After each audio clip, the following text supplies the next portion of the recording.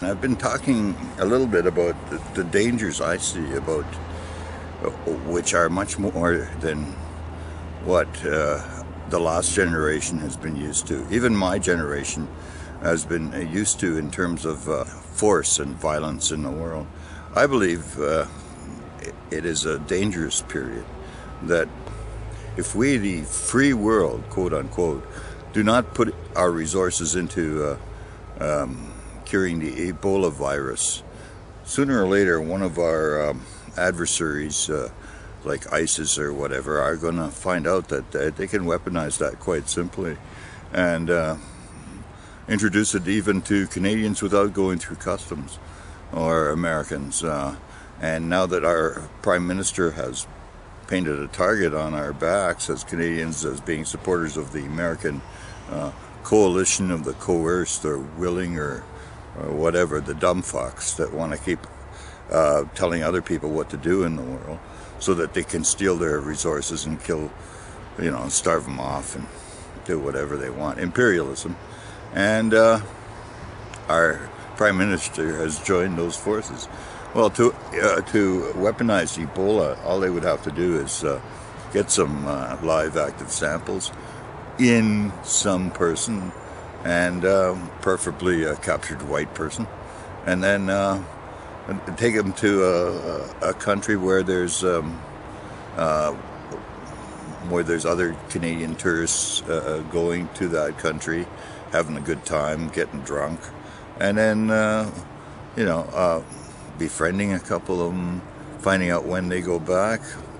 When they're drunk, drink with them, get them loaded. When they're passed out, infect them with the Ebola virus and send them back to Canada on their return trip.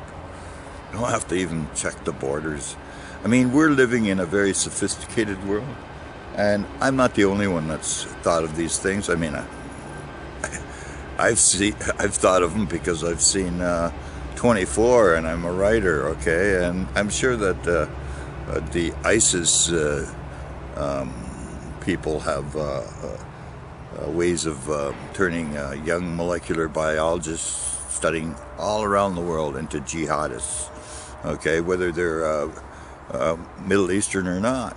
Okay, there's a lot of people that hate the West, and now that Canada's standing up with the Americans, they're going to hate Canada as well. And I'll tell you, it's a situation where the nations, the Western sophisticated nations should get together and, first of all, cure the Ebola problem in West Africa for the sake of all of us, so that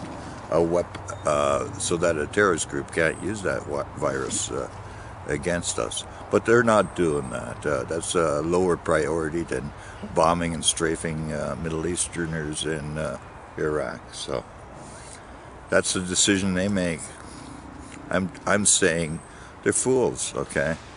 They're short-sighted, stupid fools who believe that just because they're on the side with the nukes that they're going to win.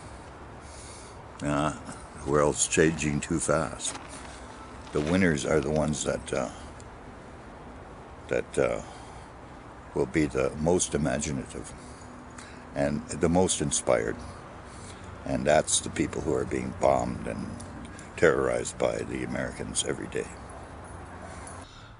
And some of you may say that Canada's contributed to the West African Ebola crisis.